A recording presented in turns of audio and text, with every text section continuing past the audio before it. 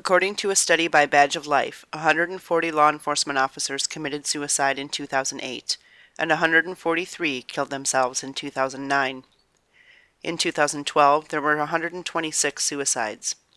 Badge of Life is a group of mostly retired officers that are working to raise awareness of the dangers posed by police stress. Post-traumatic stress disorder is an anxiety disorder that develops in reaction to physical injury or severe mental or emotional distress, such as military combat, violent assault, natural disaster, or other life-threatening events. Post-traumatic stress disorder is something that needs to be discussed more in the law enforcement community. In this report, I'll be discussing the stigmas surrounding law enforcement officers admitting they need help, the situations that may trigger this disease, symptoms, and ongoing treatments.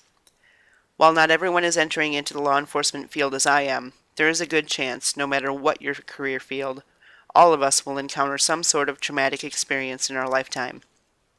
If you know what to look for in yourself and others, there's a better chance of catching this early and saving yourself or your loved ones years of suffering.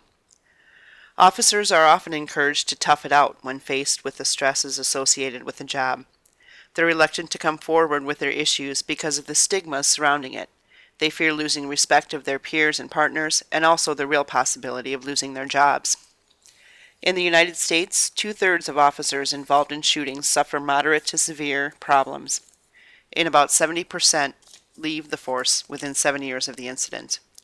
This is not just a problem in the United States. This is happening all over the world. Bill Kruger was an officer for the Ontario Provincial Police. The stress of killing an escaped convict while on duty was becoming unbearable. He sought help from a peer support group. Kruger was told by the leader of this group that his illness was not a confidential matter, and that he was bound to report it to Kruger's superiors. When officers like Kruger admit to needing psychological help, they're at risk of having their badges and guns taken away. The thinking behind this is that they may be a threat to themselves or others, but when they don't seek help, their distress often becomes worse. PhD and researcher Beverly Anderson said, "In some ways, a cop's work may be even more traumatic than that of a soldier sent into a war zone. The police officer's job, over many years, exposes and re-exposes them to traumatic events that would make anybody recoil in horror." There are two basic causes of PTSD in officers. One is after experiencing one certain critical incident. Kruger's experience with the escaped convict would be an example of that. One study estimated that over 10,000 police, firefighters, and civilians were diagnosed with and are still battling the effects of PTSD brought on by 9/11. The other, less reported cause would be being exposed over years and possibly decades to the stresses experienced every day as an officer.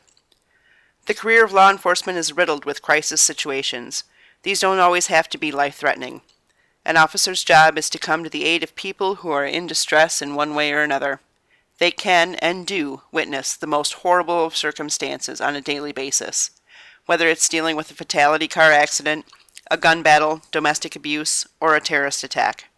They are the first to get the call to render aid. Most of the calls they go on are highly emotionally charged. We're finding that post-traumatic stress disorder is a larger problem in law enforcement personnel than we once thought.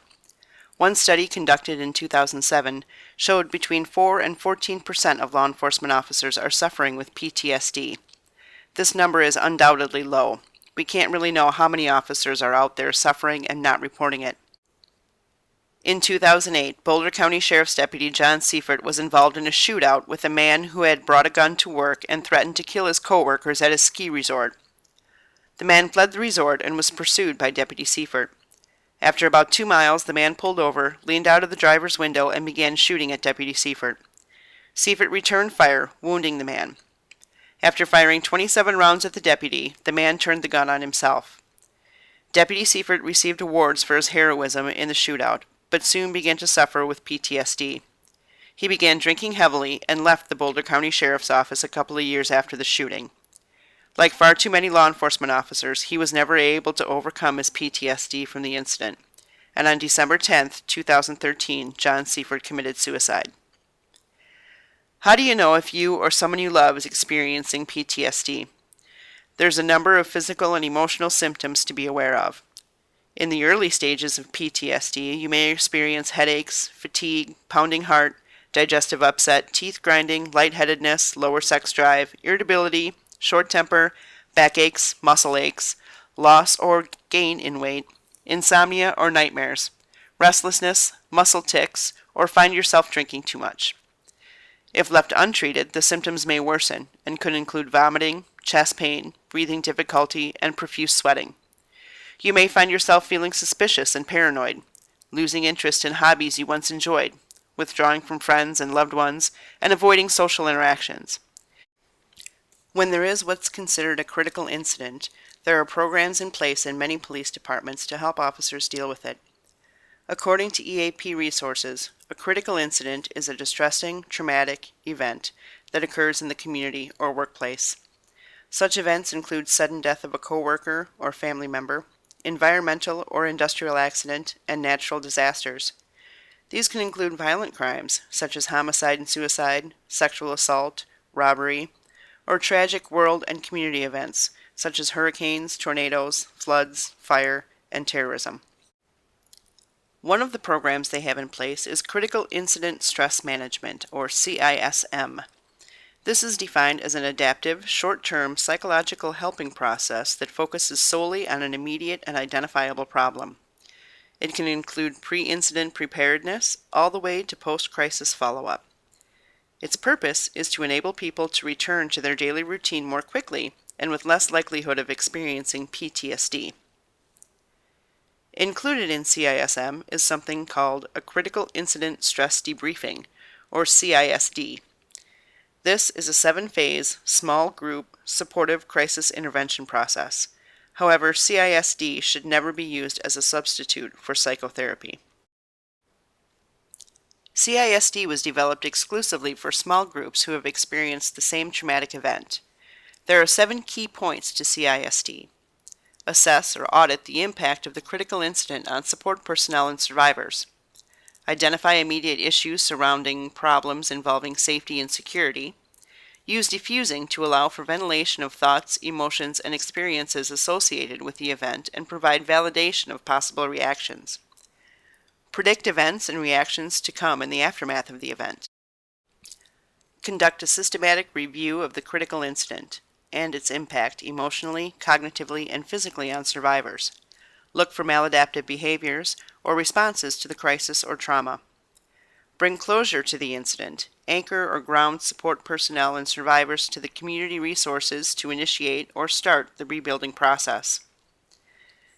Debriefing assists in the re-entry process back into the community or workplace. Debriefing can be done in large or small groups or one-on-one, depending on the situation. Debriefing is not a critique, but a symptomatic review of the events leading to, during, and after the crisis situation. Even with these programs in place, officers still suffer with PTSD. These officers need more therapy and occasionally need medication. These programs are not 100% preventative measures. Following these officers for at least 2 years after the incident is recommended. Sometimes PTSD isn't diagnosed for 10, 20, or even 30 years later. In conclusion, PTSD is not a preventable disease. There's no vaccine for it. It touches people from all walks of life. Since police officers are the people who put themselves in the line of fire every day and deal with the most horrible of situations, they tend to suffer from PTSD more than the common public. There are physical and psychological signs of the disease to be aware of and treatments to help those suffering from it. If you think you or someone you love may be suffering from PTSD, don't delay. Get the help you need right away.